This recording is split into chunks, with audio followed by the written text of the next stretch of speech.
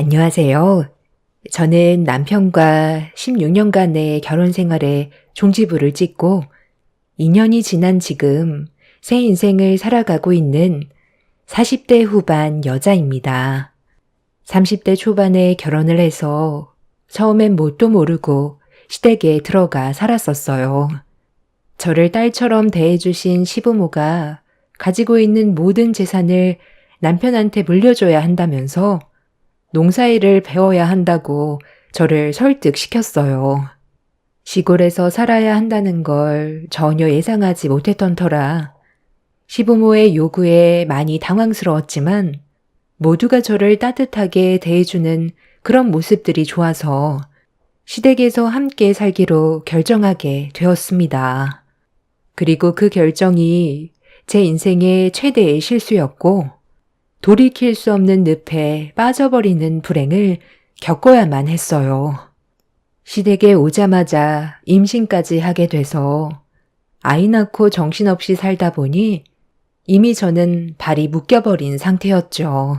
그렇다고 시댁을 뛰쳐나갈 수도 없었던 게 저는 친정이 없어서 나온다 해도 갈 곳이 없었어요. 어렸을 적 저희 집은 연탄을 떼웠었는데 그때 가족 모두가 연탄가스를 마셔서 한순간에 모든 가족을 잃은 적이 있었어요. 그때 제 아래로 남동생도 있었는데 저만 살아 있었고 부모님까지 세상을 떠나게 되는 사고가 있었습니다. 저희 아빠한테 월세를 받으러 왔었던 집주인분께서 조금만 늦게 발견했더라도 저 또한 이미 이 세상 사람은 아니었었는데 그분 덕분에 저만 홀로 살아있을 수 있었어요. 저도 연탄가스를 마셔서 그런지 성인이 돼서도 두통이 자주 있는 후유증은 남아 있었고 보육시설에서 지내다가 홀로 세상 밖으로 나와 독하게 살아왔던 제 마음을 열어준 남편에게서 사랑이라는 걸 알게 되었고 그렇게 결혼까지 하게 된 거였는데 지금은 과거로 돌아간다면 절대로 남편과 결혼을 생각하지 않았을 겁니다. 16년의 세월이라는 긴 시간 동안 제가 시댁에서 시집살이를 할 수밖에 없었던 이유는 아이 문제도 있었지만 그래도 안정적으로 생활을 할 수가 있다는 게 제 발목을 잡았었어요. 홀로 살아온 세월이 너무 힘들었고 빈곤했던 과거로 다시 돌아가고 싶지 않았어요. 그렇게 미련하게 버텨온 세월이 16년이었지만 그 시간 동안 저도 시부모와 남편에게 받았던 상처들이 너무 컸었기 때문에 혼자 살아갈 수 있는 방법을 찾아야만 했어요. 그렇게 몇 년간 모두가 잠든 늦은 시간 쪼개가며 집에서 할 수 있는 일을 찾아보기 시작했고 컴퓨터로 어느 정도 먹고 살 정도의 수익을 시댁 식구들 몰래 창출하고 있었어요. 저 나름 이혼을 계획하고 있던 거였고 제가 시댁 식구들 몰래 돈을 벌고 있다는 걸 말하고 싶지도 않았어요. 그 사실을 알게 되면 모든 것들을 전부 빼앗기게 될 것 같은 두려움에 최대한 철저하게 숨기면서 준비하고 있었습니다. 그렇게 어느 정도 제가 생각했던 시기가 찾아왔을 때 처음으로 시부모와 남편이 한자리에 모인 상황을 놓치지 않고 이혼하겠다는 말을 꺼내게 되었습니다. 웃고 떠들면서 TV를 보고 있던 시부모와 남편은 그런 제 말을 듣지도 않고 아예 신경조차 쓰지 않았어요. 그렇게 무시하면서 TV를 이어서 시청하고 있길래 보고 있던 TV 전원을 꺼버리고 다시 한번 남편과 이혼하겠다는 말을 강하게 내비쳤어요. 얘가 오늘따라 뭘 잘못 먹었나? 갑자기 무슨 이혼 타령이야. 리모컨 이리 안 내놓을래? 요즘 간이 아주 배 밖으로 나왔지? 왜 자꾸 이상한 짓을 하는 거야? 제 말 무시하세요? 저 이 사람이랑 이혼하겠다고요. 그리고 이 지긋지긋한 집구석에서 그만 나가고 싶다는데 왜 제 말은 들으려 하지도 않는 건데요? 들을 가치가 없으니까 대꾸를 해주지 않는 거잖아. 생각을 해봐. 당신이 나랑 이혼한다고 해서 뭘 할 수 있는데? 또 시궁창 같은 삶을 살아가려고? 곧 생명줄이 끊어질 것처럼 윗대롭던 당신을 구제해준 게 누구야? 지금을 감사하게 생각하진 않고 이혼을 하겠다고? 도대체 얼마나 더 잘해줘야 그런 쓸데없는 말을 안 할 거야? 요즘 왜 계속 이혼 타령인데? 지금이 한창 바쁜 시기니까 힘든 건 당연한 거고. 당신 혼자 고생하는 거 아니잖아? 당신 혹시 계절 타는 거야? 벌써부터 갱년기가 온 거냐고. 사람이 안 하던 짓을 하면 세상 떠난다던데. 어디 몸에 문제라도 생겼어? 제발 조용히 좀 살자. 왜 이렇게 사람을 힘들게 만들어? 나 정신 멀쩡하고 이 집구석에서 사는 16년 동안 정말 너무 힘들었어. 내가 이 집안의 며느리야? 딸처럼 생각해준다고 데려와 놓고 그동안 어떻게 했어? 여기에서 일하는 외국인 노동자보다 못한 시급을 받아가면서 살아가고 있잖아. 내 딸 서영이만 아니었어도 이 집구석에서 바로 뛰쳐나갔을 거야. 네가 뛰쳐나가서 뭘 할 수 있는데? 여기서 먹고 사는 거 걱정 없지. 잠자리 따숩지. 돈 걱정 없이 네가 하고 싶은 거 다 하면서 사는데 뭐가 그리 불만이 많아? 네가 고생하는 거 우리가 모르는 것도 아니고 나중에 다 보상이 뒤따른다고 했는데 그걸 못 참고 뛰쳐나가겠다는 거야? 앞으로 서영이 교육 문제는 어떻게 할 건데? 네가 밖에서 죽어라 발버둥 쳐봤자 대학교나 제대로 보내줄 수 있을 것 같아? 단칸방 하나 얻어서 지난 날을 후회하면서 살 거니? 너 이 집에서 나가는 순간 다시는 들어올 수 없다는 거 알지? 그런데 나가기 전에 정산할 건 하고 나가거라. 그동안 우리 집에서 먹고 자고 편하게 생활할 수 있게 해줬으니 그 값은 계산하고 나가야지. 네가 내 아들과 결혼하고 집안일을 한 건 누구나 해야 될 당연한 일인 거고 시부모 일손 도와주는 것도 며느리로서 당연히 해야 되는 것들이지만 우리가 봤을 때 네가 그동안 보여준 노동력에 비해 우리가 베풀어준 것들이 훨씬 많거든.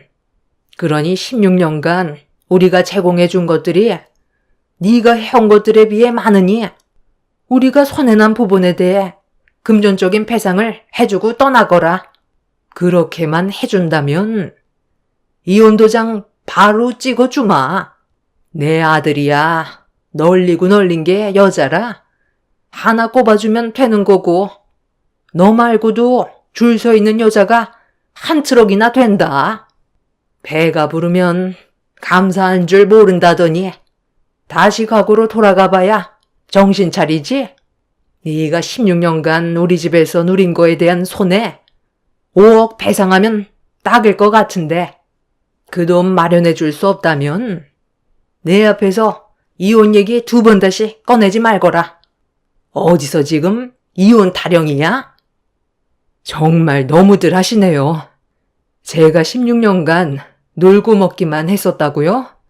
그동안 시집살이 하면서 뼈를 깎을 정도로 고강도의 노동력 고통과 무시를 참아가면서 살아왔었어요. 저를 이 집 며느리로 들인 거 무상으로 일해줄 사람을 찾은 거로밖엔 안 보인다고요. 처음에는 딸처럼 대해주겠다고 사탕 발림 엄청 해서 데려오더니 지금 제 꼴을 보세요. 누가 이 모습을 보고 이 집안에 딸처럼 생각하겠어요? 저기 밖에서 쉬지 않고 일하고 있는 저 사람들보다 더 심하다고요. 이혼할 거고 원하는 대로 해주지 않는다면 저는 소송까지 진행할 겁니다. 저도 사람이고 더는 못 참겠어요.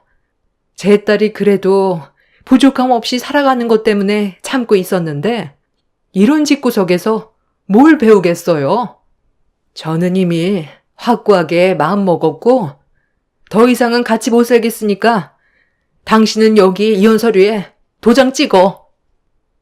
참고 참았던 감정이 터지게 되자 그동안 쌓였던 불만들이 한꺼번에 쏟아져 나왔어요. 시부모와 남편은 많이 당황했는지 분위기가 더욱더 심각해지자 남편은 중간에서 흥분한 시부모와 저를 말리더니 제 팔을 끌어당기면서 방으로 데리고 들어갔어요. 남편은 도대체 뭐가 문제냐면서 저에게 화를 냈죠. 당신 정말 도대체 왜 그러는 거야? 문제가 있으면 말로 해결하면 되지. 왜 이렇게 극단적으로 상황을 안 좋게 몰고 가는 건데? 그동안 잘 지내고 있었잖아. 내 꼴을 보고도 잘 지내고 있었냐는 말이 나와? 이런 삶을 살려고 당신이랑 결혼한 줄 알아? 농사일이라는 거 당연히 힘들 수 있지.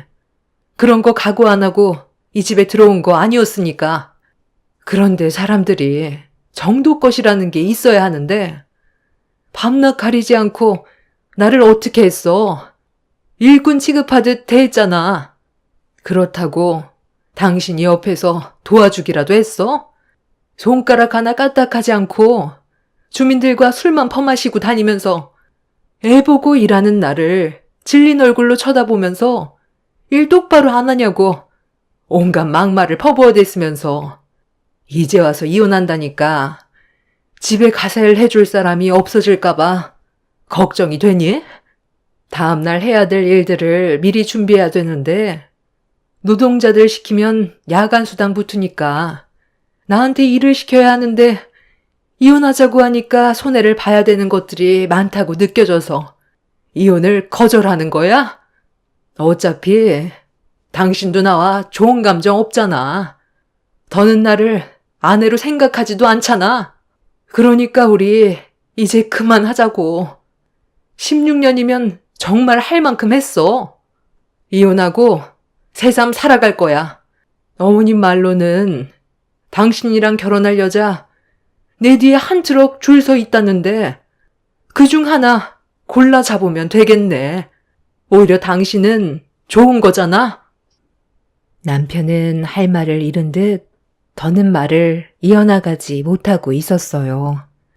그동안 참을 만큼 참았었고 제 감정 헤아려주지 않은 남편과 더는 함께 하고 싶지 않았습니다.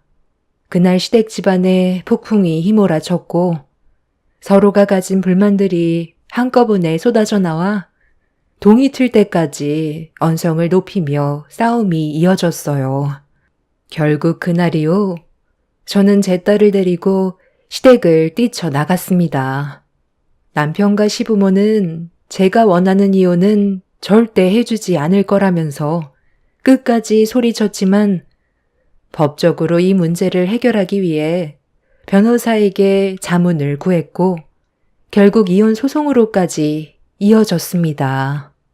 변호사는 충분한 이혼 사유에 해당이 된다면서 이혼 위자료까지 청구할 수 있다며 긍정적으로 상황을 풀어나가 주었고 그렇게 16년 동안 시댁에서 시집살이 하던 저는 시댁과 완전히 분가를 할 수가 있었습니다.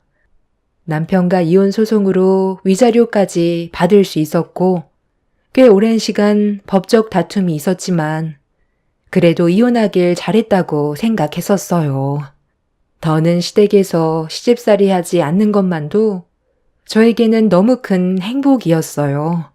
그리고 이런 상황들을 제 딸도 어느 정도 커서 그런지 충분히 이해를 해 주었습니다.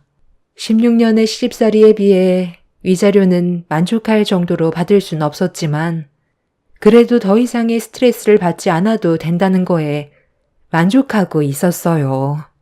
저는 그렇게 딸과 함께 지낼 수 있는 투룸으로 이사를 갔고 앞서 설명드렸지만 컴퓨터 일로 어느 정도 수익을 만들어내고 있었기 때문에 더는 눈치 안 보고 본격적으로 그 일에 매진을 할 수 있었습니다. 온라인 위탁 판매로 벌어들이는 수익이 많은 건 아니었지만 저와 적성에 잘 맞아서 즐겁게 일을 할 수가 있었어요. 과거를 되돌아봤을 때 시댁에선 온갖 잡일을 제가 다 하고 손이 갈라질 정도로 험한 일을 많이 했었는데도 좋은 말 한 번 듣지 못했었는데 제가 하는 일은 열심히 일한 만큼 그에 따른 보상을 받을 수가 있어서 선택하길 잘했다 생각했었습니다. 남편과 이혼할 당시 시부모는 저에게 분명 후회할 거라면서 가난에 찌들어봐야 과거의 삶이 얼마나 행복했었는지 깨닫게 될 거라며 막말을 퍼부었지만 아무리 먹고 살기 힘들어도 그 인간들이 제 눈에 안 보인다는 것만도 저는 이미 모든 걸 이룬 상태였어요. 입에 풀칠을 한다 해도 현재의 삶에 만족하면서 충분히 살아갈 수가 있었습니다. 그렇게 제 딸과 함께 열심히 살아갔고 제가 하는 일도 좋은 결과를 가져와서 눈에 띄게 좋은 수익을 만들어갈 수가 있었어요. 만약 과거에 신세 한탄만 하면서 살아가기만 했다면 지금의 결과는 없었겠지만 시댁에 있을 때 아무것도 가지지 않은 제가 그 집에서 뛰쳐나와 살고자 하는 욕망이 너무 강했고 실행을 옮겼기 때문에 먹고 살 방법을 미리 찾을 수 있었다는 게 정말 잘한 결정이었던 것 같았습니다. 그렇게 한 2년 정도의 시간이 흐르고 안정적인 생활에 접어들 때쯤 버스 타고 학교에 등교하는 제 딸이 너무 고생을 하는 것 같아 학교 근처에 있는 아파트를 알아보기 시작했고 제 딸과 함께 살아갈 좋은 아파트를 분양받을 수 있었습니다. 그렇게 계획된 일정에 정신없이 이사 준비를 하고 새 아파트에 들어갔는데 현관문 앞에 미리 이삿짐을 옮기고 있었던 분들이 당황한 얼굴로 들어가지 못하고 있길래 무슨 일이냐며 가서 확인을 했는데 거실 중앙에 충격적인 광경이 펼쳐져 있었습니다. 이미 법적으로 아무 관계도 아닌 전 시부모가 저희 집에 짐까지 풀어놓고 중국 음식을 시켜 먹고 있었어요. 전혀 상상하지 못했던 상황이라 당황한 저는 뭐 하는 짓이냐고 당장 나가라고 집안에 들여놓은 짐을 밖으로 내던지려는데 짐을 밖으로 던지지 못하게 온몸으로 막아서더니 갑자기 저에게 용서를 구하기 시작했어요.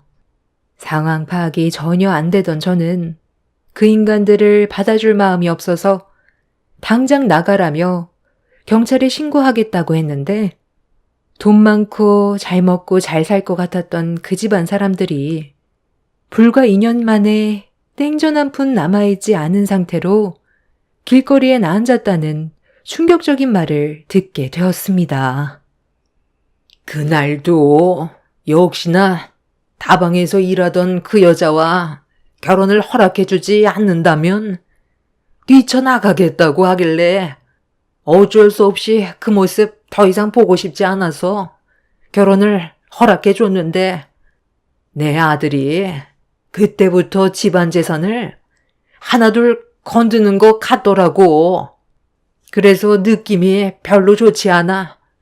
내 아들 명의로 돌려줬던 재산들을 내가 직접 관리해 주려고 아들을 따로 불러 내 명의로 다시 돌려놓는 게 어떻겠냐고 했는데 이미 아들 명의로 되어 있던 재산을 그 다방 여자에게 전부 다 이전시켜 놓았다는 충격적인 말을 꺼내 놓더라고. 그래서 한바탕 난리가 났었는데 다방 여자인 그 불려우가 재산 하나 가지고 있지 않으면 자기를 우습게 볼 것 같아 내 아들이 가지고 있는 재산의 명의를 자기 걸로 변경해달라고 살살 꼬드겼던 걸 뒤늦게 알게 된 거야. 아들 재산이라 자의적으로 넘겨준 거라 법적으로 해결하기에도 힘들 것 같다고 하길래 최대한 좋게 설득해서 제자리로 돌려놓으려 했지만 이미 그 다방 여자에게 푹 빠져서는 헤어나오지 못한 그놈이 자기가 가지고 있는 모든 걸 전부 넘겨주면서 농사일에도 완전 손 떼고 놀러만 다니더라고. 너는 그렇게 하지 않았었는데 사람 하나 바뀌었다고 집안이 무너져 내리는 걸 보니 내 속이 말이 아니었다. 그런데 어느 날 여행을 다녀온다고 그 불려우랑 나가고 나서 연락 한 통 없더니 몇 달 뒤에 그 여시한테 전화가 왔더라고.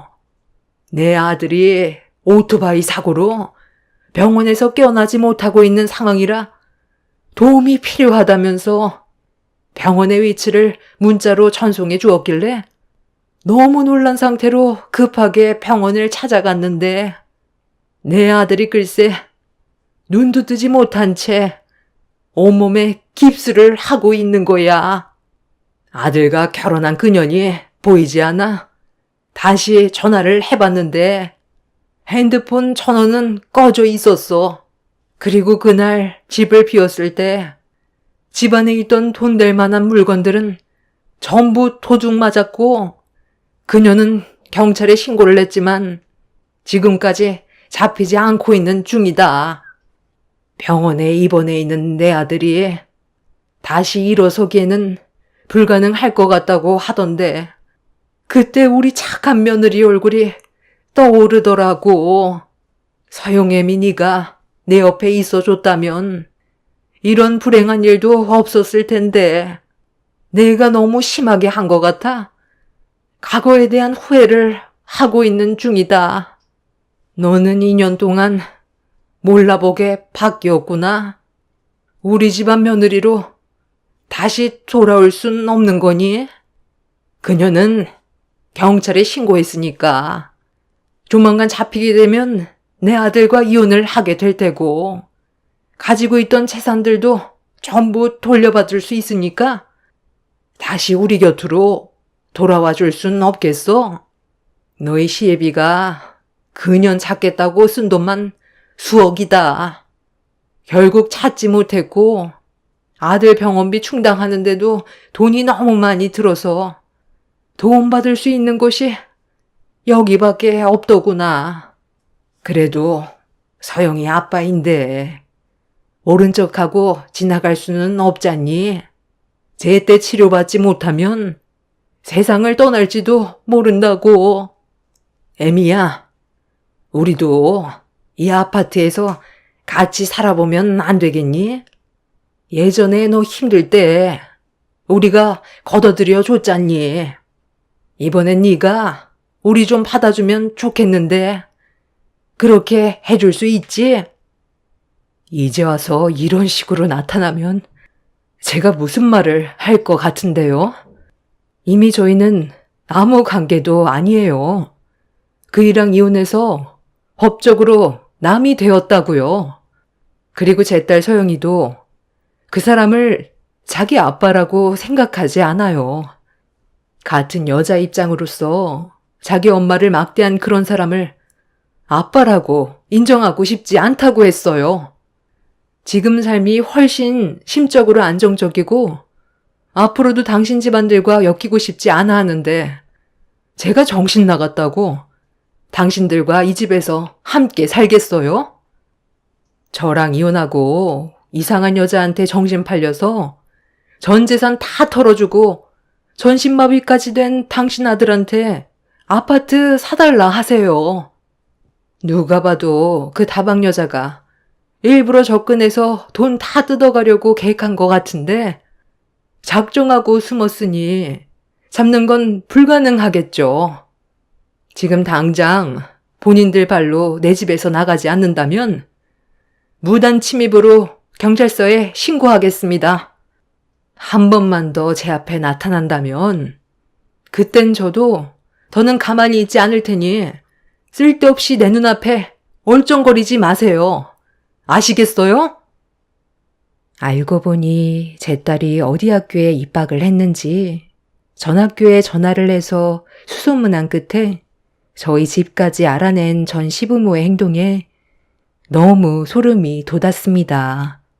두 번 다시 제 앞에 나타나지 않을 것 같았던 그 인간들이 또다시 제 앞에 나타나서 너무 화가 치밀었고 곧바로 경찰에 신고를 했어요. 저희 집에 짐까지 풀어놓고 돈도 없다던 사람들이 중국 음식까지 시켜 먹고 있는 모습을 두 눈으로 봤을 때 정말 어이가 없었습니다. 결국 경찰들의 제지로 전 시부모는 현관문 밖으로 쫓겨났는데 제가 밖으로 빼놓은 중국 음식을 전 시모가 주워들더니 이미 집도 알아놨기 때문에 앞으로 몸조심하는 게 좋을 거라면서 짜장면과 탕수육 그릇을 입주 청소가 끝난 제 집에 던져버렸고 전 시모의 돌발 행동에 더는 참지 못한 저는 중국 음식 그릇을 주워들어 전 시모의 면상에 퍼부어 버렸습니다. 격하게 몸싸움으로까지 이어졌고 저희 집 물건까지 때려 부숴서 결국 경찰서에까지 가서 조사를 받게 되었죠. 먼저 상황을 악화시킨 전 시모의 잘못으로 인해 주거침입과 기물파손죄에 해당돼 법적 처벌로 벌금형을 선고받게 되었고 그 인간들 때문에 시간 낭비하고 싶지 않아 대충 합의한 끝에 상황을 마무리 지었습니다. 그리고 그날 이후 접근 금지 신청을 해놓았지만 지긋지긋한 악연을 끊어내지 못한 현실에 너무 화가 많이 치밀어 오르네요. 그래도 저는 저희 집 앞에 얼씬거리지 않곤 있지만 혹시라도 저 몰래 다른 계획을 세우고 있을까봐 그게 좀 불안합니다. 이제야 그 인간들한테 벗어난 것 같았는데 또다시 엮이게 되니 너무 머리가 복잡하고 앞으로 어떻게 해야 할지 고민이 많습니다. 이제 막 이사 왔는데 또 다른 곳으로 이사하는 것도 어려운 상황이라 경찰분들의 도움을 받는 게 최선의 방법 같긴 하지만 그것도 100% 믿음을 가지고 신뢰를 할 수가 없어서 많이 답답하네요. 얼마 전에 병원에 잠깐 들린 적이 있었어요. 전 남편이 어떤 몰골로 병실에 누워있는지 확인해 보고 싶었거든요. 그런데 전 시모가 말한 대로 손가락 하나 까딱하지 않고 천장만 바라보며 누워 있더라고요. 자기 아들이 어떤 상황인지 확인해 보라고 문자로 어디에 입원했는지 알려줬었는데 그 모습을 보니 참 안타까웠습니다. 아직까지 잡히지 않고 잠적해 있는 그 여자가 도대체 얼마나 대단했길래 전 남편이 가지고 있는 모든 걸 내어줄 정도로 행동을 했었는지 이해를 하지 못하겠어요. 저와 결혼 생활할 때는 여자 취급도 해주지 않고 쳐다만 봐도 경기를 일으키던 그 사람이 그 여자에게는 간이며 쓸개며 다 빼줬다는데 너무 한심해 보였습니다. 본처를 내치고 새 여자를 들였을 때 신중하지 못한 결과가 어떤 상황을 초래하게 됐는지 전 남편은 병실 천장만 바라보면서 후회하고 있겠죠. 전 시부모는 아직까지 그 다방 여자를 찾기 위해 전국을 떠돌아다니고 있다고 합니다. 작정하고 숨었는데 어떻게 찾을 수 있겠어요. 그 집안 사람들이 무너지는 모습을 보고 있는데도 제 마음이 후련하지는 않네요. 뭔가 저에게 피해가 올 것만 같은 불안함 때문에 그러는 것 같습니다. 앞으로 조심하면서 상황을 지켜봐야 할 것 같아요. 어제 저녁에 제 딸에게 다시 이사 가는 거에 대해 물어봤는데 자기는 상관없다고 하네요. 이런 문제로 제 딸한테 여러 가지로 스트레스를 줄까봐 걱정입니다. 두 전 시부모가 다시 찾아오기 전에 제가 먼저 움직이는 게 좋겠죠?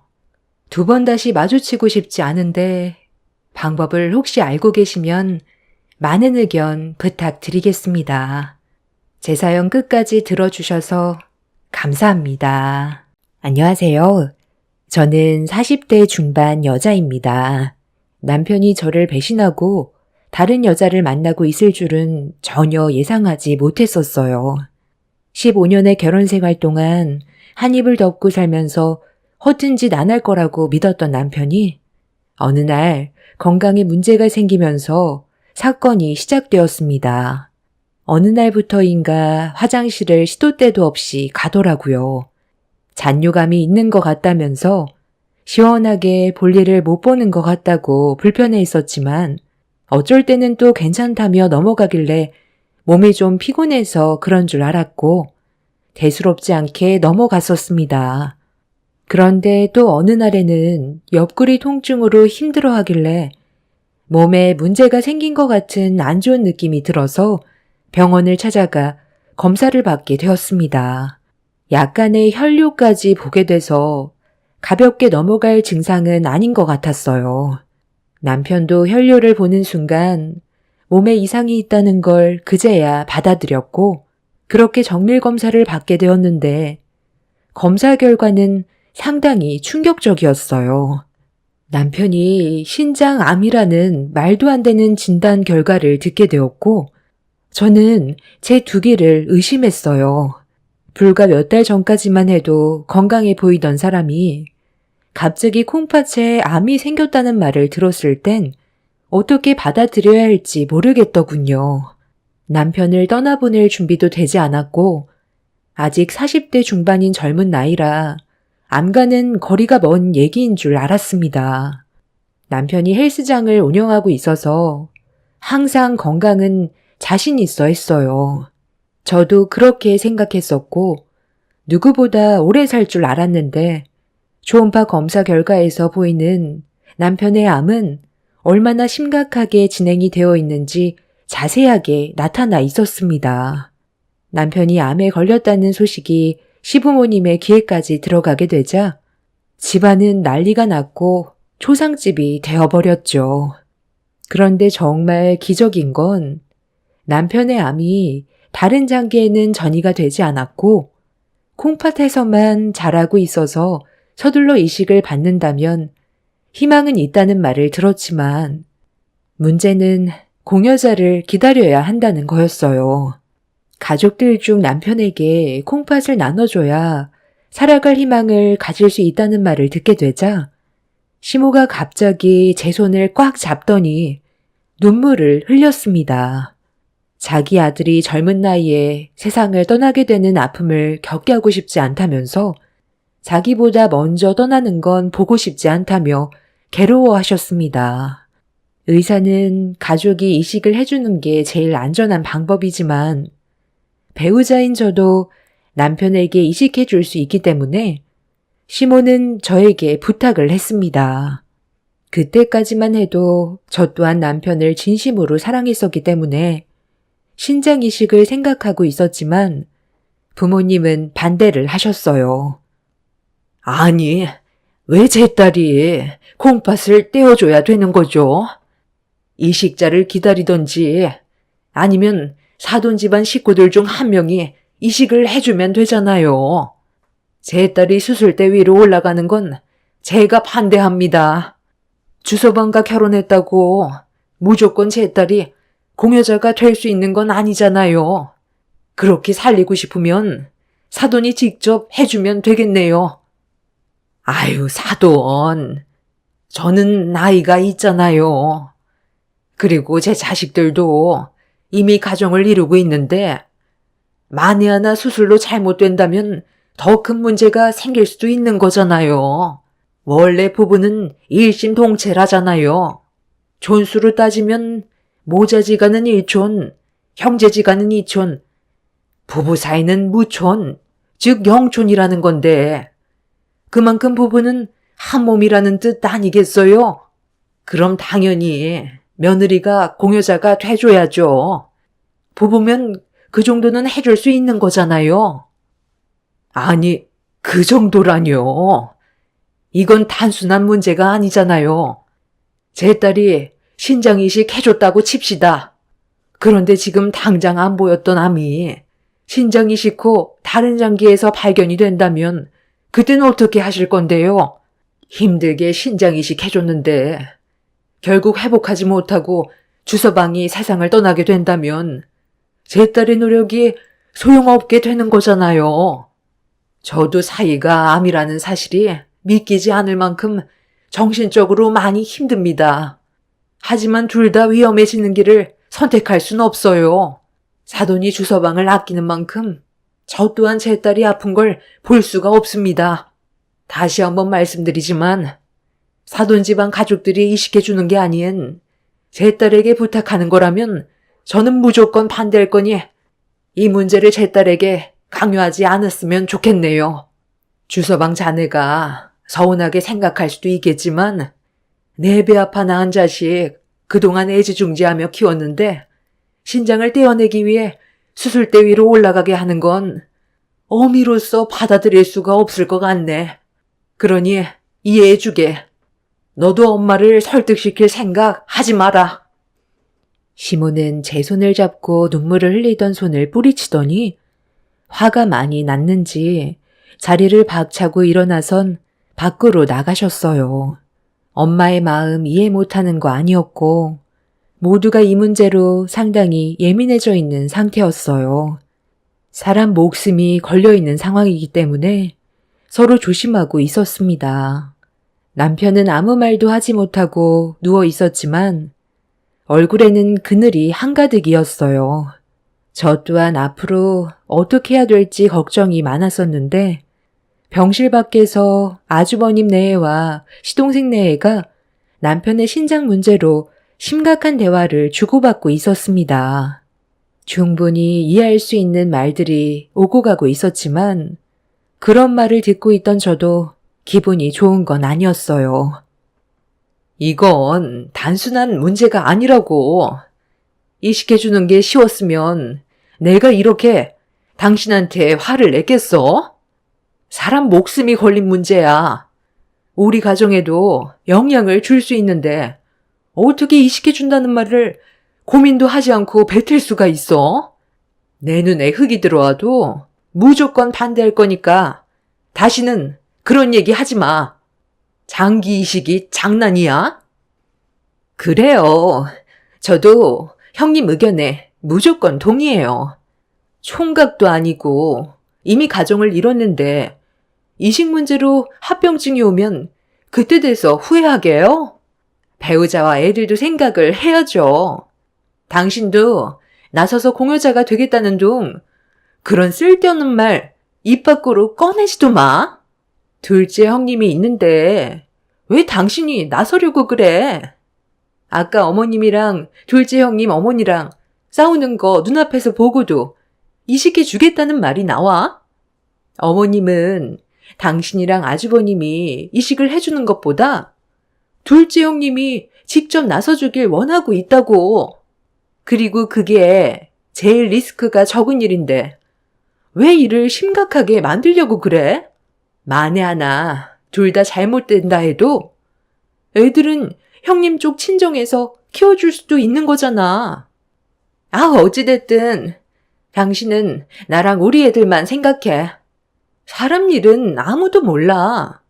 괜히 이식해줬다가 잘못되기라도 하면 내가 가만히 있을 것 같아? 정신 나간 여자처럼 날뛰면서 둘째 형님이랑 아주버님한테 난리칠 거라고. 그런 걸 원하는 건 아니지? 내가 그렇잖아도 신장 이식에 대해 찾아봤거든? 합병증이 정말 많더라고.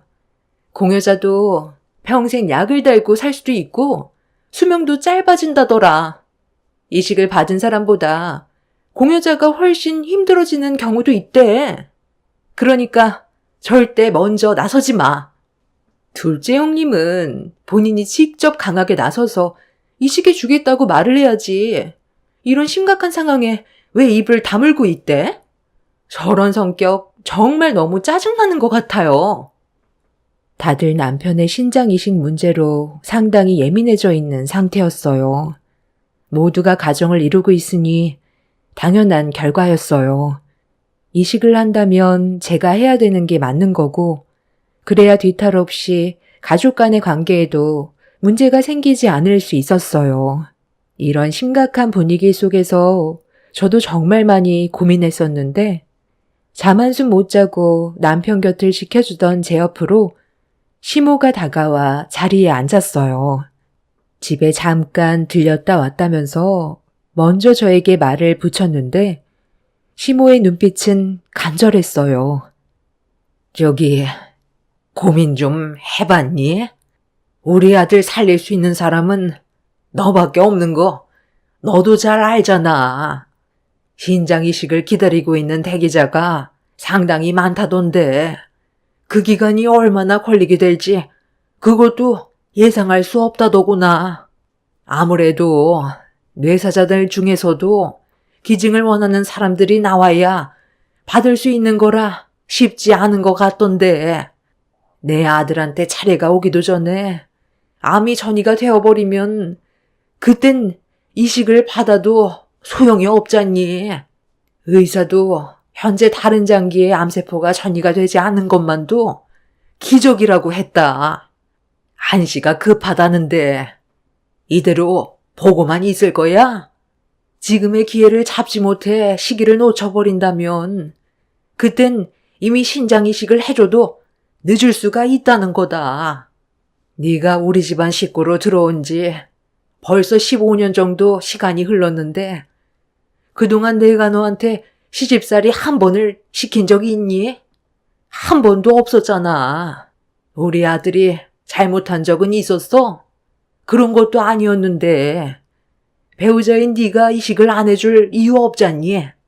아까 사부인이 단호하게 거절한 것 때문에 고민할 수도 있겠지만 사부인이 너의 인생을 대신 살아줄 수는 없는 거고 애들이 자기 아빠를 얼마나 그리워하면서 살겠어? 앞으로의 삶이 더 어려워질 수도 있는 건데 사돈이 모든 걸 다 챙겨줄 수 없는 거고 나중엔 후회만 남게 될 수도 있다. 그러니 정말 진지하게 생각해 줬으면 좋겠구나. 다른 거 생각하지 말고 지금 너희들이 꾸린 가정만 생각하거라. 앞으로 함께 행복하게 살 날만 그리면 되는 거잖니.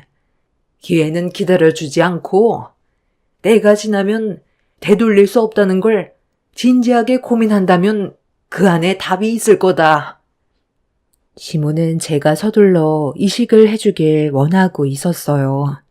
저도 시간이 지날수록 불안해지는 마음은 커졌고 남편을 진심으로 사랑했고 평생을 함께하고 싶은 마음이 더 컸기 때문에 암세포가 다른 장기로 전이되기 전에 서둘러 신장 이식을 해주기로 결정하게 되었습니다. 그렇게 제가 내린 결정에 남편과 시부모님은 고맙다며 눈물을 흘렸지만 저희 부모님은 제 결정을 존중해 주면서도 수술대 위로 올라가게 되는 저를 걱정하셨어요. 저도 자식을 가진 입장에서 부모님 마음 모르는 건 아니었기 때문에 너무 마음이 안 좋았습니다. 하지만 행복했던 가정을 깨고 싶지 않았고 아빠 없는 애들로 만들고 싶지 않아 결정을 내릴 수밖에 없었어요. 그렇게 저는 남편에게 신장을 줘도 되는지 검사를 진행했고 이식 적합성 검사와 신장 CT를 촬영했습니다. 그렇게 제가 신장을 주면 남편이 건강한 삶으로 다시 돌아올 수 있을지 세세하게 체크를 했고 검사 결과 남편한테 이식을 해줄 수 있다는 적합 판정을 받게 되면서 수혜자인 남편은 그날부터 제 신장이 최대한 거부 반응 없이 기증받을 수 있도록 혈장 교환수를 일주일 정도 받았습니다. 그렇게 수술 전날 저도 입원을 하게 되었고 떨리는 마음에 잠 한숨 못 자고 날이 밝아왔어요. 그렇게 수술 시간이 다가왔고 동시 이식으로 진행이 될 거라며 수술실로 들어갔습니다. 그런데 수술이 시작되려던 찰나 갑자기 문제가 생겼습니다. 제가 전신마취에 들어갔는데 마취가 좀처럼 되지 않고 있었어요. 수술 담당 의사는 어떻게 된 거냐며 마취과 의사와 대화를 주고받고 있었는데 마취가 잘 안 되는 사람들도 있다며 약간의 용량을 늘렸지만 저는 약간 몽롱하기만 할 뿐 마취가 이루어지지 않고 있었어요. 마취과 의사는 더 이상의 과다 투여는 생명에 지장이 있을 것 같다면서 다른 종류의 마취제로 변경을 해야 할 것 같다며 수술 중단을 권했고 결국 옆 수술대에 있던 남편도 수술을 멈췄습니다. 남편은 이미 전신 마취가 되어 있는 상태였지만 제가 마취가 되지 않아 어쩔 수가 없었어요. 어쩔 수 없이 수술은 취소가 되었고 다른 날 다시 수술 일정을 잡아야만 했어요. 하루가 급한데 이런 실수가 나오게 되자 너무 당황스럽더라고요. 다시 병실로 들어온 저는 몽롱한 상태로 안정을 취하고 있었는데 밖에서 시모의 목소리가 들려왔어요. 수술실에서 나온 저와 남편이 문제가 생겼다는 설명을 듣는 것 같았습니다. 수술 일정이 미뤄지게 되자 시모는 의사가 일 처리 하나 똑바로 못한다며 자기 아들한테 시간이 많지도 않은데 이런 문제가 있을 수 있냐면서 간호사에게 화를 내고 있었어요. 간호사는 다음 날에 수술 일정이 잡힐 수도 있다면서 일정이 변경되면 다시 알려주겠다며 시모를 진정시키고 있었습니다. 저도 기분이 상당히 안 좋았었지만 어쩔 수 없는 상황이라 현실을 받아들여야 했어요. 그런데 제가 마취제 용량이 높았는지 호흡곤란 증세가 있어서 진정제를 투여했었는데 그게 약간의 몽롱함과 수면을 유도했고 약간의 긴장이 풀리고 있었습니다. 그리고 그 사이 시모가 병실 문을 열고 들어왔어요. 아니, 너는 정신사납게 여기까지 따라 들어오면 어쩌니? 누가 포기라도 하면 어쩌려고? 진정제에 취해 잠에 빠졌으니 걱정할 건 없다만. 그나저나 어떻게 이런 일이 있을 수가 있어? 마취 하나 똑바로 하지 못하고 말이야. 얘도 그렇고 내 아들도 수술을 못 받아서 많이 불안했는지 호흡곤란 증상이 와서 진정제 투여했다더만. 깨어나려면 좀 기다려야 한다더라. 아니, 중요한 순간에 이런 실수가 있으면 어떻게 믿고 수술을 맡기겠어? 그러니까요. 그동안 제가 병원에 오지 못해서 얼마나 답답했는지 아세요? 영식 씨 얼굴 보고 싶었는데 여기 올 수 있는 상황은 아니었잖아요. 근데 저 여자 이식 안 해주면 어쩌죠? 그런데 진짜 영식 씨가 이식 받으면 정상적인 생활이 정말 가능하대요? 의사가 그렇게 얘기했으니까 믿어야지 어쩌겠어. 내가 내 아들 기증받게 해주려고 얼마나 노력했는지 알아? 눈물도 안 나오는 거 짜내느라 아주 죽을 맛이었다. 너는 내가 조심 좀 하라니까. 덜컥 임신까지 해버리면 어떡해? 아무리 내 아들이 좋아도 그렇지. 지킬 건 지켜달라고 얘기했었잖아. 너희들 나이도 생각해야지. 아유, 제 나이가 뭐 어때서요. 아직 40 초반이면 충분히 아이 가질 수 있는 나이라고요. 저도 영식 씨 아이를 가지고 싶었고 정상적인 가정을 만들어가고 싶었던 것뿐이에요. 그리고 어머님이 저한테 약속하셨잖아요. 그 여자 이식 끝나면 폐기물 처리한다면서요. 그럼 상관없는 건데 왜 이렇게 불안해하세요? 당연히 불안하지. 계획도 없는 일들을 저지르다 보면 걸리게 되어 있어. 내 아들이 네가 임신했다는 소식을 접했을 때 어땠어? 거의 매일같이 너희 집에 드나들었잖아. 꼬리가 길면 잡히는 법이야. 제발 내가 시키는 대로 좀 행동하면 안 되겠니? 일단 전현 콩팥 떼어낼 때까지는 기다려 달라는 거잖아. 그때 돼서 폐기물 처리해도 늦지 않는데 이런 식으로 행동했다간 죽도 밥도 안 된다. 아무리 내 아들 소식이 궁금하고 보고 싶다 해도 여긴 오지 말았어야지. 불안하기도 하고 걱정돼서 그런 거죠.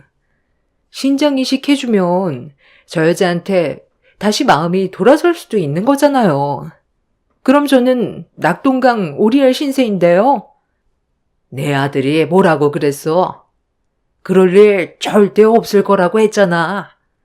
그만큼 너를 향한 감정이 더 크다는 거다. 신장 이식 받으면 고장난 물건인데 당연히 이혼시켜야지. 나는 차라리 신장 이식 해주고 얘가 잘못됐으면 좋겠다. 그럼 아주 깔끔하게 정리가 되잖니. 너희들은 자연스럽게 새 출발하면 되는 거고. 저도 그랬으면 좋겠는데 사람 목숨이라는 게 쉽게 끊어지지는 않더라고요. 그동안 철저하게 숨기려고 노력했지만 이제 저도 이런 삶에 많이 지쳐 있어요. 그래, 나도 안다. 그래서 이번 수술만 끝나면 드집 잡을 거 뭐 하나 만들어서 내 아들과 이혼시킬 작정이다. 부모님은 건강하시지? 조만간 뵙자고 전해드려. 안 그래도 저희 부모님이 걱정을 많이 하세요. 영식 씨가 세상 떠나면 저는 과부가 되는 거잖아요. 최대한 빨리 정리해주길 원하고 있어요. 아이고, 전현 가족들 오는 것 같다.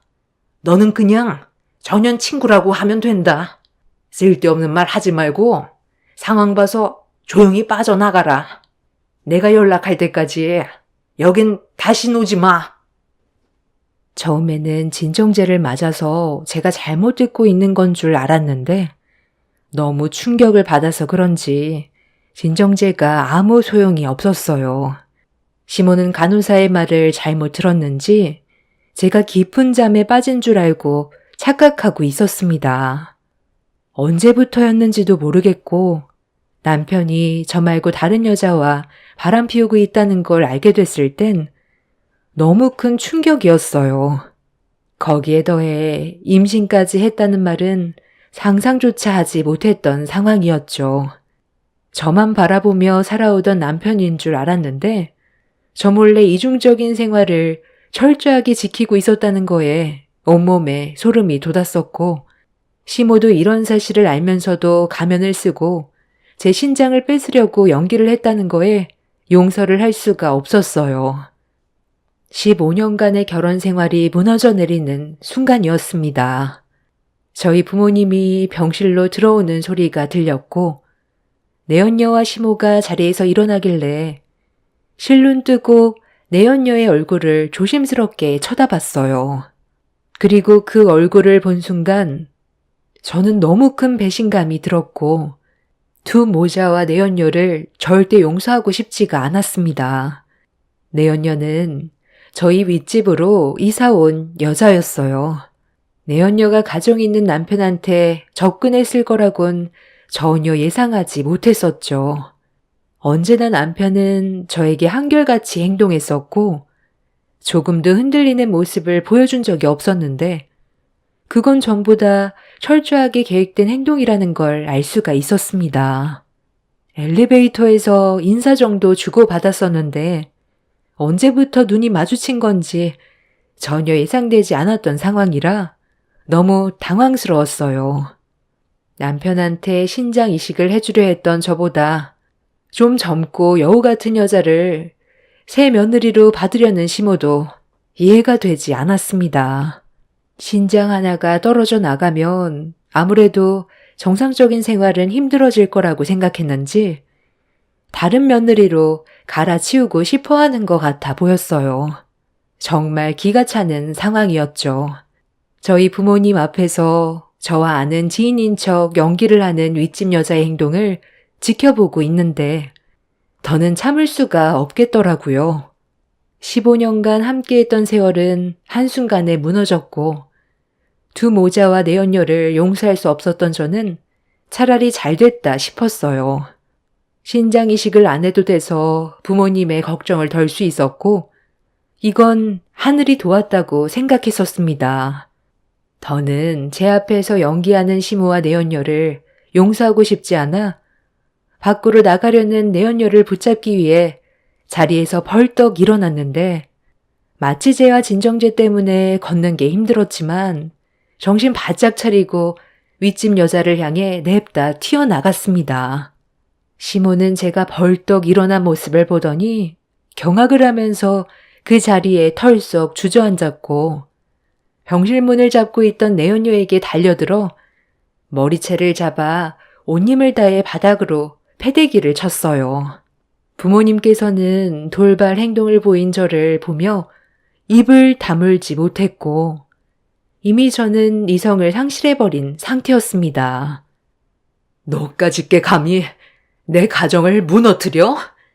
지금까지 어떻게 살아왔는데? 이사 왔으면 조용히 살면 될 것이지.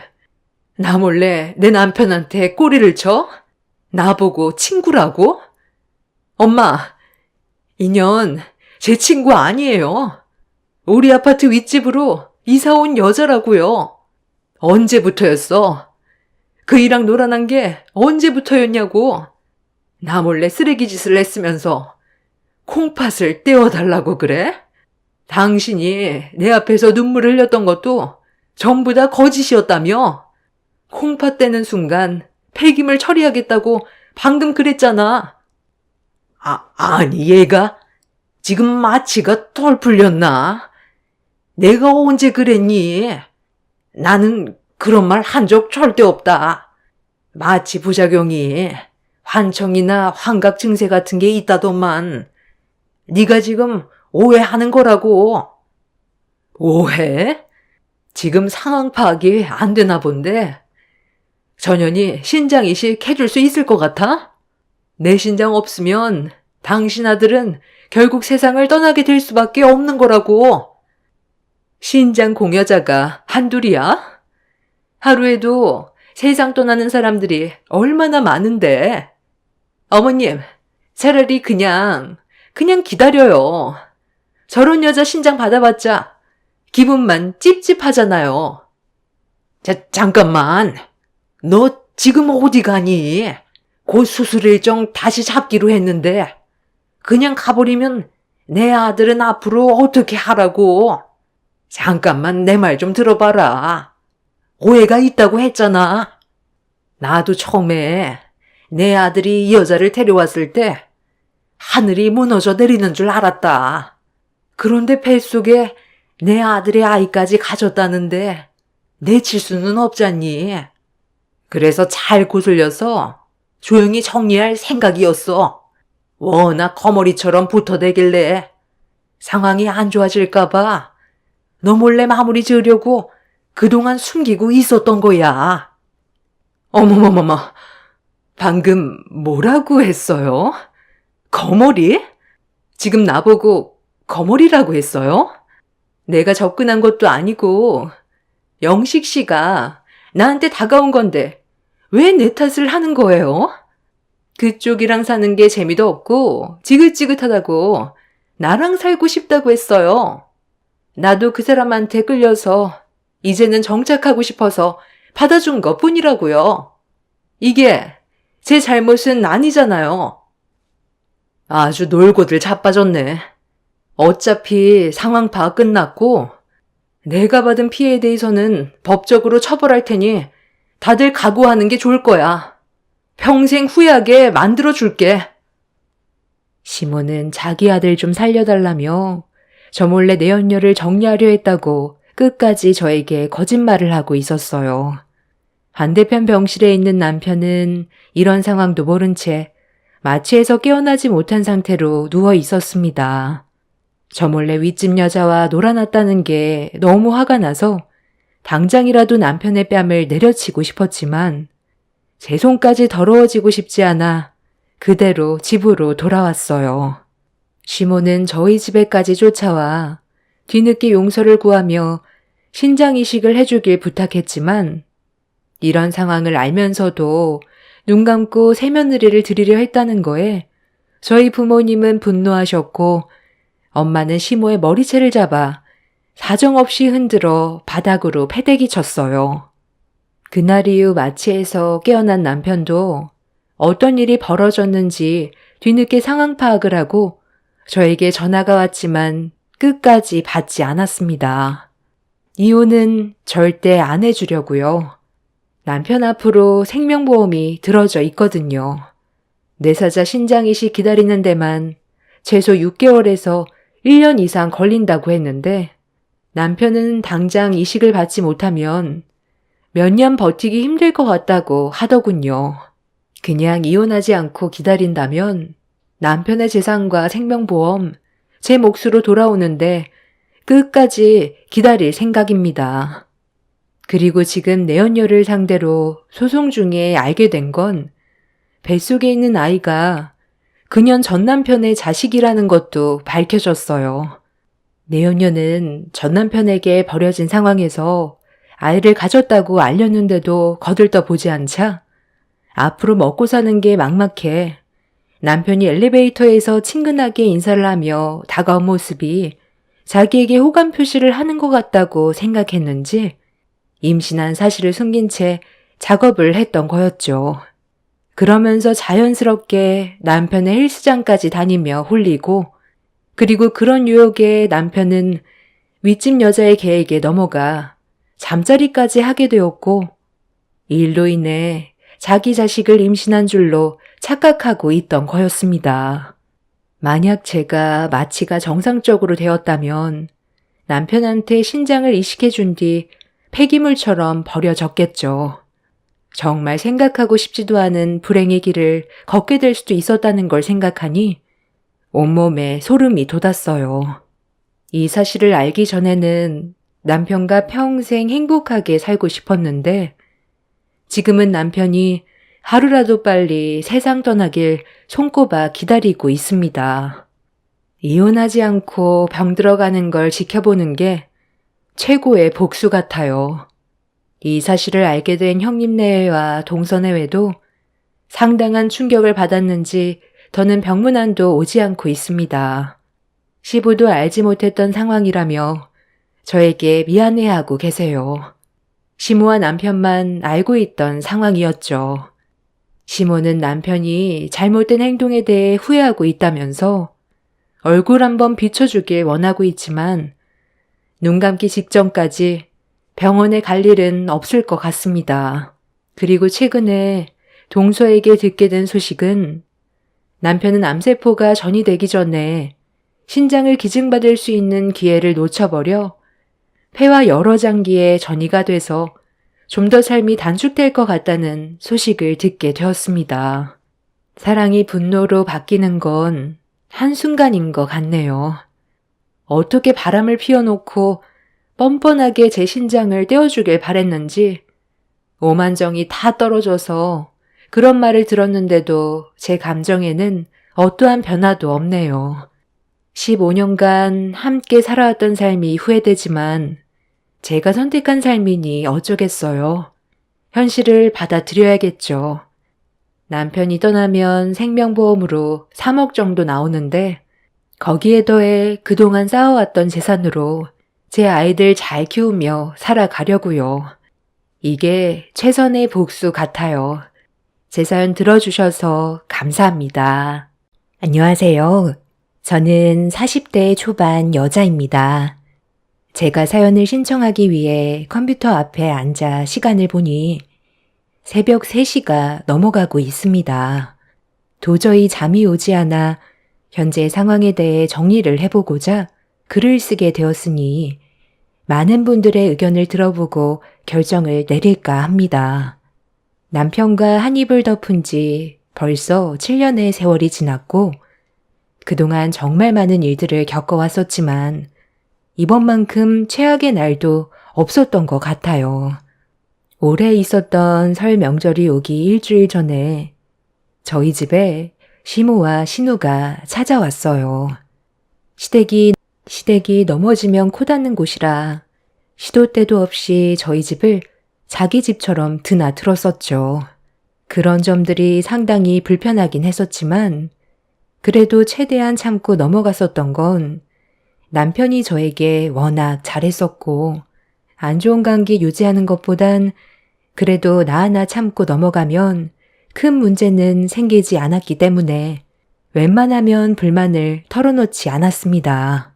그런데 명절 일주일 전부터 저와 두 모녀와의 사이가 별로 좋지 않았어요. 갑자기 계획도 없는 해외여행을 가자면서 고집을 부리기 시작하길래 힘들 것 같다고 상황을 설명하자 신우가 해외여행이 힘들면 제주도라도 떠나자면서 사람을 난감하게 만들었어요. 남편의 회사 일 특성상 명절도 대중 없는 영업직이라 언제 어떻게 무슨 일이 생길지 몰라 보통은 집에서 명절을 보냈었어요. 그리고 두 모녀 또한 이런 상황을 전혀 모르는 것도 아니었죠.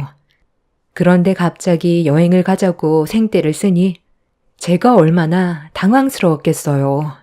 저는 항상 그래왔듯 최대한 침착하게 흥분하지 않고 두 모녀를 설득하면서 확정적으로 쉴 수 있는 여름 휴가 때 여행 계획을 세우는 게 좋을 것 같다고 설명을 했지만 두 모녀는 제 말을 전혀 듣지 않았습니다.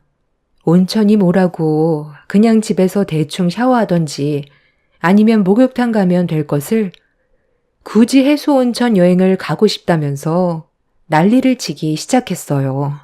저도 사람인지라 처음에는 침착하게 대응을 했지만 점점 말투가 날카로워졌고 저희 집안 사정을 뻔히 알면서도 고집 부리는 두 모녀에게 결국 불만을 하나둘 꺼내면서 안 좋은 분위기로 흘러가게 되었습니다.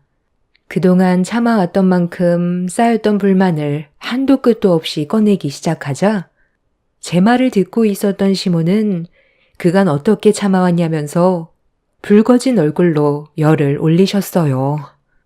그래서 지금 여행을 가지 않겠다는 거냐? 이렇게까지 부탁하는데도 힘들다는 거야? 우리 둘만 가는 건 크게 의미 없다고 했잖아. 너희들이 같이 가줘야 의미가 있는 거라고. 그리고 내 아들이 그때 쉴 수 있는지 없는지 그건 아직 안 물어봤잖아. 확실한 것도 아닌데 벌써부터 너 혼자 단정 짓고 그래. 그이가 이번 설 때 출장이 잡혀 있다고 그랬어요. 영업직이라 대중 없는 거 아시잖아요. 웬만하면 일정 그대로 진행이 되기 때문에 힘들 것 같다고 한 건데 어머님이 이해해 주실 수 있는 거 아니에요?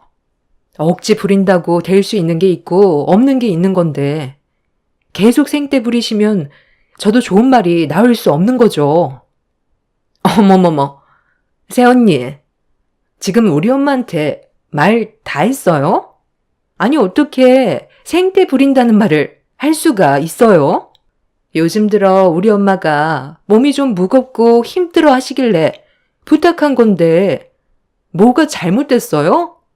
새언니는 꼭 보면 먼저 안 된다는 말부터 하는데 아직 확실치도 않은 걸로 단정 지으면 안 되죠.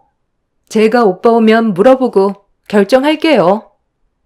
두 분이서 여행 가도 되는 거 굳이 저희 가족까지 데리고 가려는 이유 제가 모를 줄 알아요? 여행 경비도 자연스럽게 저희한테 미루고 귀찮은 일 시켜 먹을 사람 없어서 그런 거잖아요. 매번 여행 갈 때마다 제가 그걸 못 느꼈겠어요? 어느 정도 적당히 해야죠. 특히 아가씨는 결혼을 못해서 나한테 히스테리를 부리는 건지 놀러만 가면 나를 무슨 하녀 취급하듯 손가락 하나 까딱 안 하고 부려먹는데 솔직히 제가 참을성이 좋아서 그러지 다른 사람이었으면 조용히 넘어가지 않았을걸요? 어머님이 중간 역할만 잘해줬어도 아가씨가 저를 함부로 대하는 일은 없었겠죠. 제가 아가씨보다 8살이나 많아요. 늦둥이라서 버릇이 없는 건지 너무 오냐오냐 키워서 어른에 대한 예의 없는 그런 행동들 때문에 저는 더욱더 여행을 가고 싶은 생각 없어요. 어머님이랑 아가씨 솔직하게 얘기해 보세요. 만약 그이만 시간이 나고 저는 힘들 것 같다고 해도 같이 갈 생각 있는 거예요? 그렇다면 그이한테 얘기해 볼게요. 그게 아니라 저도 같이 가길 원한다면 저는 가고 싶지 않아요. 안 봐도 그림 그려지는데 굳이 온갖 고생 다 하고 스트레스 받으면서 갈 일은 없을 것 같네요. 애들까지 보는 것도 힘든데 거기에다가 어머님 아가씨 수발까지 들라고요? 그게 뭐 어때서? 맨날 가는 것도 아니고 어쩌다 한번 가는 거. 네가 좀 더 희생해줘도 되는 거잖아. 원래 며느리 인생은 다 그런 거야. 다른 집안 며느리들은 안 그럴 것 같아? 오히려 다른 집안들과 비교하면 너는 양반인 거야. 내가 너한테 손을 댄 적이 있니? 시집살이를 시킨 적이 있니? 내 아들이 중간에서 하도 참견하니까 뭐 하나 시키려 해도 눈치 보여서 말 한마디 꺼내는 것조차 조심스러운데 너는 뭐가 그리 불만이 많아? 그동안 참고 사는데 많이 힘들었겠다. 네, 그동안 참고 사는데 정말 힘들었죠. 어머님 아가씨 비위 맞추면서 사는 게 여간 쉬운 건 아니거든요. 그이가 여행 같이 못 간다 해도 제가 갈 수 있다고 하면 갈 거잖아요. 안 그래요? 대답해 보세요. 어머님이랑 아가씨는 그이가 같이 가길 원하는 건 핑계고 제가 자연스럽게 따라가게 되니 수발들 사람이 생기니까 그게 편해서 같이 가자고 하는 거 저는 다 알고 있어요. 바보가 아닌 이상 그걸 모르겠어요? 그러니 이제 그만 고집 부리세요. 힘들게 일하고 들어온 그 사람이 어머님이랑 아가씨 때문에 스트레스 받는 거 보고 싶지 않아요. 할 말 끝난 것 같은데 계속 계실 거예요? 제가 애들도 챙겨야 되고 저녁 준비도 해야 되니까 이제 그만 일어나 주세요. 시모와 신우는 저를 노려보면서 말을 이어가지 못하고 있었어요. 여행을 가게 돼도 어떤 상황이 벌어지게 될지 뻔히 알고 있는 레퍼토리인데 더는 두 모녀 때문에 고생하고 싶지도 않고 설 명절날 남편이 출장 계획이 잡혀 있다는 말을 미리 들었기 때문에 시모의 말을 들어줄 수는 없었습니다. 두 모녀는 속에서 분노가 끌어올랐는지 표정 관리가 되지 않고 있었지만 남편이 이런 문제로 얼굴을 붉혔다는 사실을 알게 된다면 싫은 말을 들어야 하기 때문에 그런 상황은 피하고 싶었는지 두 모녀는 나중에 다시 오겠다며 집으로 돌아갔고 저는 그제서야 떨리는 몸을 진정시킬 수가 있었습니다. 불만들이 한꺼번에 터져 나오게 되자 몸이 극도로 흥분을 했는지 손발이 떨려오더라고요. 그렇게 두 모녀가 집으로 돌아간 뒤 얼마 지나지 않아 남편이 회사 일을 마치고 들어왔어요.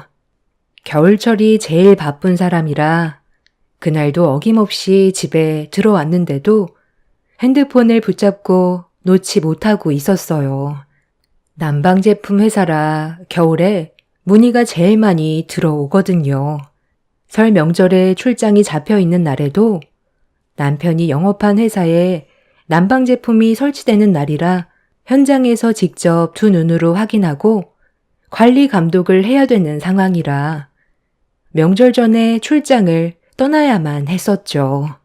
저도 남편이 벌어오는 월급으로만 먹고 사는 것도 아닌 집에서 자택근무를 하기 때문에 상당히 바쁜 삶을 보내고 있습니다. 원래 회사에 출근을 했었지만 업무 조정이 되면서 자택근무로 바뀌게 되었어요.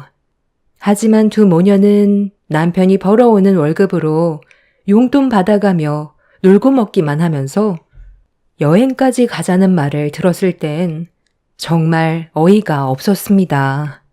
본인들이 벌어모은 돈으로 저희 가족과 함께 가길 원한다면 조정해 볼 수도 있었겠지만 그런 것도 아니면서 본인들 욕심만 채우려는 모습이 너무 보기 안 좋았어요. 그렇게 두 모녀에게 강하게 얘기했으니 더 이상 여행 문제로 상황을 악화시킬 일은 없을 줄 알았어요. 그런데 다음날 남편이 출근을 한 지 정확히 10분이 지난 뒤 초인종 소리가 울렸어요. 인터폰을 확인해 보니 시모와 신우가 현관문 앞에서 문을 열어주길 기다리고 있었습니다. 아침부터 두 모녀의 얼굴을 인터폰으로 바라보고 있는데 기분이 상당히 좋지 않더군요. 애들도 챙겨야 돼서 아침이 제일 바쁜 시간인데 생각이 없는 건지 무작정 찾아와선 문 좀 열어달라고 두드리는 두 모녀 때문에 화가 머리끝까지 올라와 버렸습니다. 아침부터 또 어쩐 일이세요? 지금이 얼마나 바쁜지 아시면서 또 무슨 말을 하려고 오셨어요? 애들 유치원 보내야 해서 지금 나가봐야 해요. 왜 아침부터 화를 내고 그러니? 우리는 너랑 오래간만에 아침이나 좀 하려고 왔는데 일단 기다리고 있을 테니까 애들 유치원에 보내놓고 와라. 어제 일 때문에 신경이 많이 날카로워졌나 보네. 엄마, 근데 언제부터 새언니가 엄마한테 목소리를 높인 거야? 완전 개념을 상실했네. 엄마가 가만히 있으니까 오히려 더 우습게 보는 거 아니요? 이참에 한마디 좀 해요. 그동안 속으로 우리 욕을 얼마나 많이 했겠어? 이번에는 조용히 넘어가지 마요. 당장이라도 신우의 머리채를 잡아 버리고 싶었지만 최대한 화를 억누른 채 애들부터 서둘러 유치원에 보냈어요. 그렇게 정신없이 아침 일정을 마무리한 뒤에 다시 집으로 돌아왔는데 제 집인데도 현관문을 열지 못하는 상황이 너무 짜증이 났었어요. 문을 열면 얼굴을 마주하고 싶지 않은 두 모녀가 저에게 또다시 얼굴 붉힐 일을 만들 테고 그렇게 된다면 또다시 서로 상처되는 상황들을 겪게 될까봐 현관문을 쉽게 열지 못했습니다. 한참 동안 심호흡을 한 뒤에 문을 열고 집 안으로 들어가는 순간 눈앞에 펼쳐진 광경을 보자마자 경악을 했고 너무 큰 충격을 받은 저는 두 모녀에게 뭐 하는 짓이냐며 동네가 떠나갈 정도로 소리를 질렀습니다. 아니 얘가 진짜? 아니 왜 아침부터 화를 내고 그래? 너 오기 전에 배가 고파서 냉장고에 있는 것들 일단 대충 꺼내서 먹고 있는데 너희들 요즘 형편이 좋아졌나 보다. 그러게. 새언니, 요즘 오빠 돈벌이가 좋아졌나 봐요. 겨울이라 영업이 잘 되나? 나는 냉장고가 무슨 뷔페인 줄 알았잖아. 소고기에 랍스터에 갈비찜 할 재료도 있던데. 오늘 저녁엔 갈비찜 먹을 예정이었나 봐요? 둘이서만 이런 좋은 음식 먹으면서 건강 챙기지 말고 우리 엄마도 좀 챙겨줘요. 오빠가 누구 뱃속에서 나왔는지 알면서 언니는 우리 엄마한테 너무 소홀한 것 같아. 이러니 우리 엄마가 언니한테 평소에도 서운한 게 많은 거예요. 말 나온 김에 지금 갈비찜 가능해요? 지금 뭐 하는 짓들이에요? 왜 남의 냉장고를 허락도 없이 함부로 열어요? 당장 젓가락 내려놓으세요. 그게 어떤 음식인지 모르면 일단 물어봐야 하는 게 순서 아니에요? 어머머머. 새언니, 정말 너무하시네. 냉장고에 있는 음식 좀 먹은 것뿐인데 이렇게까지 화를 낼 문제인가? 아우 진짜 더러워서 안 먹어요. 엄마, 우리가 왜 이런 대접 받아야 돼? 요즘 새언니 왜 저래? 안 하던 짓을 하고 있잖아. 완전 개념을 상실했네. 엄마가 한 소리 좀 해요. 너무 오냐오냐 해줬더니 우리를 아주 거지 취급하고 있네. 개념 밥 말아먹은 건 아가씨인 것 같은데 지금 어머님 믿고 나한테 큰 소리 친 것 같은데 분위기 파악 좀 하지 그래. 누가 잘못을 했는데 어디서 큰 소리야? 너 도대체 요즘 왜 그러는 거니? 냉장고에 있는 음식들 좀 먹었다고 이렇게까지 열을 올릴 필요 있는 거야? 우리가 남도 아니고 가족인데 이 음식이 그렇게 아깝니? 내 배 아파 낳은 아들 너한테 넘겨줬으면 이 정도는 받아 먹을 수 있는 거지. 아무리 내가 너한테 못했다 해도 이런 대우 받을 정도는 아니다. 정말 분위기 파악 못하시네요. 지금 입으로 밀어넣은 음식들이 왜 냉장고에 있었는지부터 생각을 해봐야 되는 거 아니에요? 저희 형편 뻔히 알면서 그 비싼 음식들이 냉장고에 들어가 있는 걸 봤을 땐 저에게 먼저 물어보는 게 순서가 맞지 않아요? 오늘이 무슨 날인지도 모르고 냉장고에 있는 음식들에 정신 팔려서 저 오기 전에 입속에 밀어넣은 어머님이랑 아가씨를 보니 그동안 그이가 얼마나 마음고생이 심했을지 안 봐도 두 눈에 훤하네요. 오늘이 그이가 태어난 날이잖아요.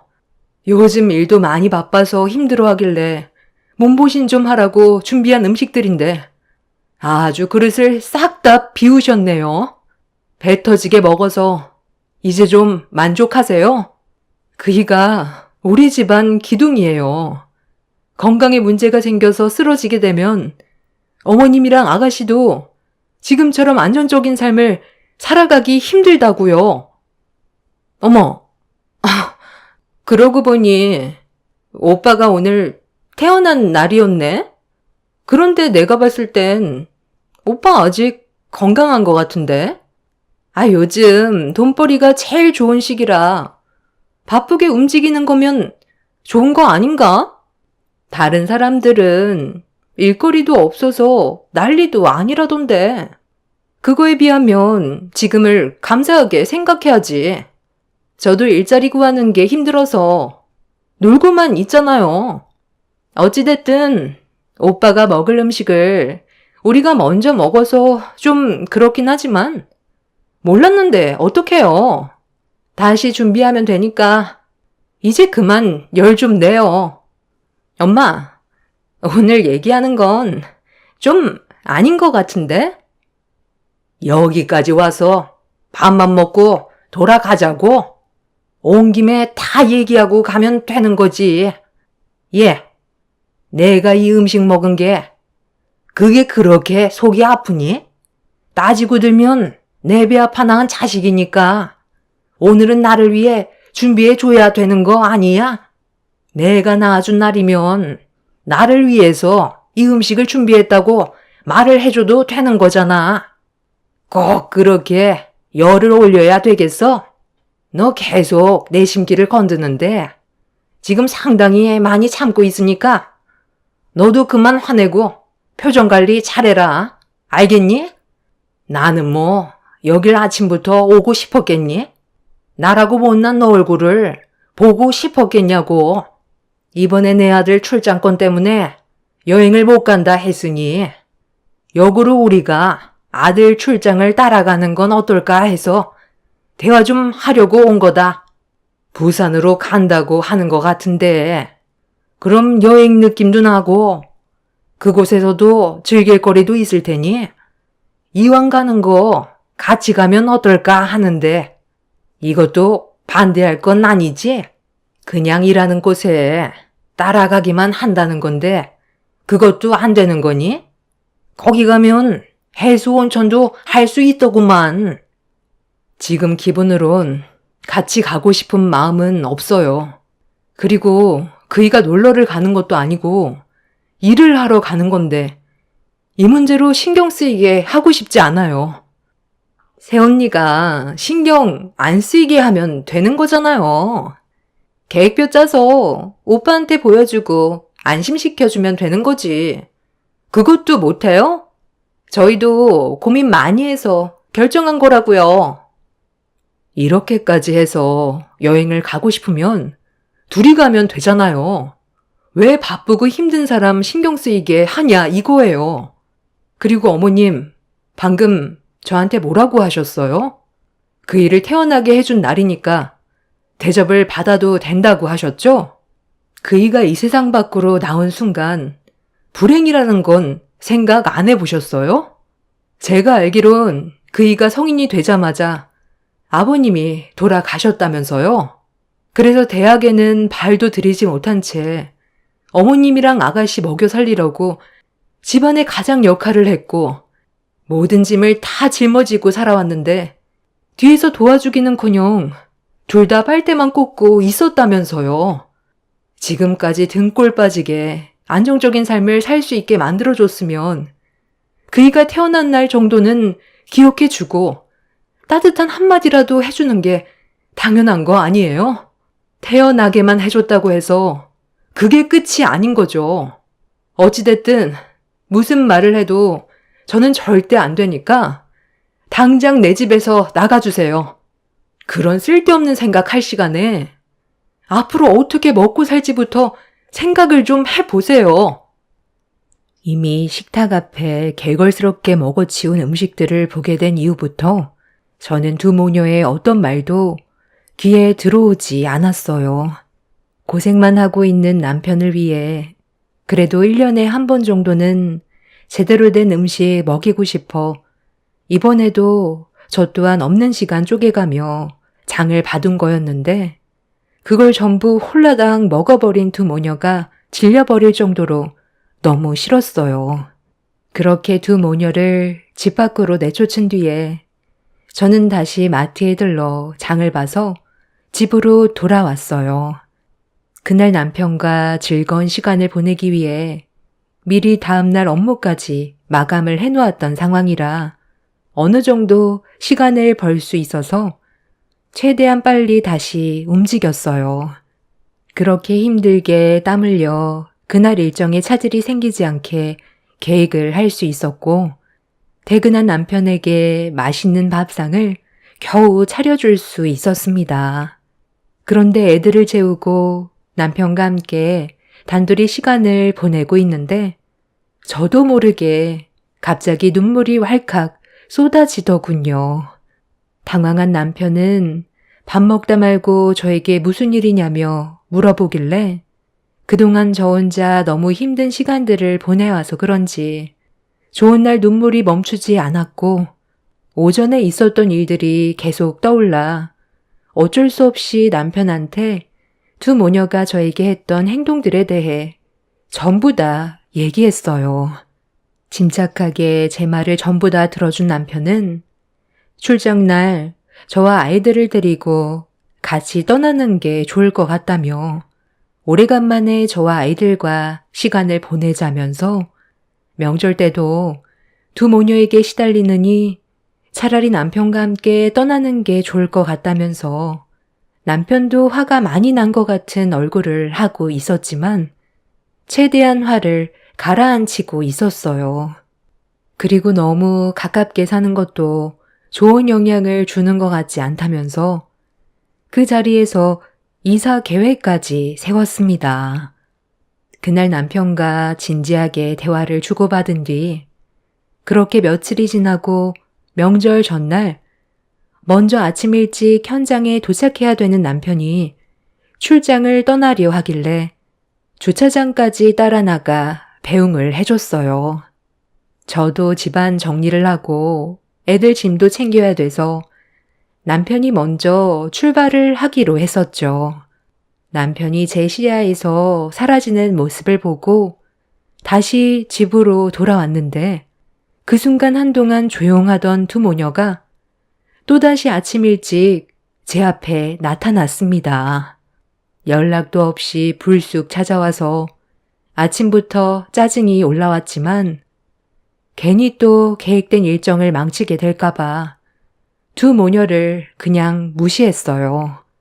그렇게 현관문을 열고 집으로 들어가려는데 뒤에서 시모가 저를 붙잡으며 한마디 꺼냈습니다.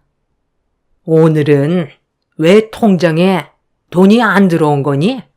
평소 같으면 전날에 생활비가 들어오는데 아직 월급이 안 들어온 거야? 아니면 일부러 생활비를 주지 않은 거야? 글쎄요. 저는 그것까지는 모르죠. 그건 그이가 알아서 챙겨주는 거 아니에요? 제가 지금 많이 바빠서 그런 일로 시간을 낭비할 수 없어서요. 어머머머, 그런 일이라뇨? 아니, 새언니. 아침부터 말하는 게 상당히 날카로운데 우리가 뭐 잘못했어요? 당연히 받아야 될 게 안 들어와서 잊은 것 같아 찾아온 거잖아요. 아가씨, 며칠 전에 아가씨 오빠가 태어났던 날에 좋은 말 한마디라도 문자 보내준 적 있어요? 어머님도 마찬가지예요. 아무것도 하지 않았죠? 일상 전부 다 그이가 해주는 게 당연하다고 생각하는 것 같은데 그이가 떠난 뒤에도 지금처럼 행동할 수 있을 것 같아요? 발등에 불이 떨어지기 전에 똑바로 행동하세요. 있을 때 잘해야지. 떠나고 난 뒤에 바로 잡으려 해봤자 그때는 이미 늦은 거라고요. 그이는 출장 때문에 먼저 떠났으니 나중에 전화해 보세요. 그럼 오빠한테 떡값이라도 나왔을 텐데 그거라도 우리 엄마 챙겨줘요. 오늘 엄마랑 같이 목욕탕 갔다가 오래간만에 외식 좀 하려 했는데 저도 통장이 바닥났고 엄마도 돈이 없어서 찾아온 거예요. 보통은 어제 생활비가 들어와야 돼서 걱정 없이 썼는데 이런 일이 생겨서 우리도 지금 너무 난감해요. 내 아들 명절 떡값은 현금으로 줘서 너한테 들어간다던데 그럼 지금 가지고 있을 거 아니야? 그거라도 일단 줘봐라. 우리도 스트레스는 풀어야 되지 않겠어? 저는 받은 게 없어서요. 그리고 받았다 해도 힘들게 벌은 돈 흥청망청 쓰는 어머님이랑 아가씨한테 주고 싶지 않아요. 저 많이 바쁘니까 그만 가주시겠어요? 얘가 보자 하니까? 너 내가 웃음니? 내 아들 명절 떡값 전부 내놓지 못해? 오늘 아주 버르장머리를 뿌리 뽑아야 쓰겄다. 당장 내 아들 돈 안 내나? 지금 뭐 하는 거예요? 당장 그 손 놓지 못해? 전화했는데 계속 안 받고 있길래 혹시나 해서 차 돌려와 보니까 내 예상이 딱 맞았네. 왜 이 사람한테 제 떡값을 찾아요? 생활비가 다 떨어져서 돈 받으러 왔어요. 원래 전날에 입금이 되어야 했는데 통장에 돈이 들어오지 않아 많이 불안했나 봐요. 저한테는 전화해서 돈 달라고 한마디 하는 것도 눈치가 보이면서 이 사람한테는 머리채 잡아도 되는 거예요? 너도 똑같아. 어디서 너희 새언니한테 대들고 있어? 먼저 출장을 떠났던 남편은 전화를 했는데 받지 않자 불안했는지 다시 차를 돌린 거였고 두 모녀가 제 머리채를 잡아채는 걸 보고 이성을 잃어버렸어요. 두 모녀는 당황해선 급하게 제 머리에서 손을 뗐지만 이미 문제가 상당히 심각해진 상태였죠. 어떠한 변명도 소용이 없었고 남편은 배응망덕한 두 모녀 쌍으로 손절하겠다면서 분노를 가라앉히지 못했습니다. 남편은 출장을 다녀오고 나서 보자며 저와 아이들을 차에 올려 태웠어요.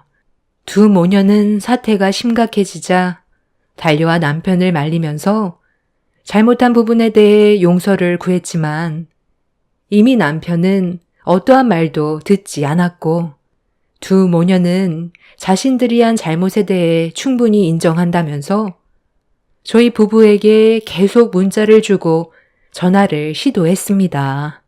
하지만 이미 저도 마음이 떠나버렸고 남편은 너무 큰 실망을 했는지 더욱더 확고하게 자신의 결정을 실행에 옮겼습니다. 결국 남편과 함께 출장을 따라갔다 온 뒤 집으로 돌아오자마자 남편은 이사 준비를 했어요. 그리고 두 모녀가 살고 있는 남편 명의로 된 집 또한 처분하기 위해 부동산에 내놓았죠. 사태의 심각성을 뒤늦게 깨달은 두 모녀는 발등에 불이 붙었는지 애원을 하며 빌었지만 더는 소용이 없었습니다. 결국 아파트에 살던 두 모녀는 원룸 단칸방으로 내쫓기게 되었고 남편과 저는 다른 지역으로 이사를 해버렸어요. 시모와 신우는 땅을 치며 후회를 했지만 이미 돌이킬 수 없을 정도로 남편의 행동은 확고했습니다. 가족이라고 후의를 베풀었더니 당연한 권리로 생각하는 두 모녀를 평생 용서하고 싶지 않다며 먹고 사는 게 얼마나 힘든지 겪어봐야 정신을 차린다면서 어떠한 연락도 하지 않은 상태입니다. 그렇게 지긋지긋했던 두 모녀와 손절하고 지금까지 잘 지내고 있었는데 얼마 전에 저희 집 앞에 두 모녀가 찾아왔어요. 알고 보니 신우가 남편이 다니는 회사에서부터 쫓아와 저희 집을 알아낸 거였습니다. 그리고 하는 말이 시모가 암에 걸렸대요. 말기도 아닌 갑상선 초기라는데 치료비가 없어서 도움을 받으러 왔다고 하는데 남편은 고개를 돌렸고 저는 뒤에서 아무 말도 하지 않고 지켜보고만 있는 상황입니다. 초기라 수술만 잘하면 큰 문제는 없다고 하는데 남편은 도와주고 싶은 마음이 없어 보였어요. 저희 집에 찾아온 신우에게 겉으론 강하게 거절을 했지만 속으론 어떻게 생각하고 있을지 표정을 봤을 땐 그 속마음을 잘 모르겠어요. 갑상선 치료야 어렵지 않게 끝난다고 하지만 모든 의사결정은 남편에게 달려 있어서 일단 지켜보고 있는 중입니다. 분명 도와주게 된다면 다시 엮이는 상황이 생기게 되다 보니 저 또한 조심스럽더군요. 그래서 고민이 많습니다. 한번 도와준다면 계속 손을 벌리게 될까봐 걱정이라 이렇게 사연을 신청하게 되었습니다. 인생 선배님들의 도움이 필요한 시점인 것 같네요. 제 사연을 들어주신 분들의 조언 감사히 받겠습니다. 한 번뿐인 삶, 오늘이 마지막인 것처럼 여러분들도 하루를 웃으면서 좋은 추억 많이 만들고 행복하게 살아가시길 바랍니다. 감사합니다.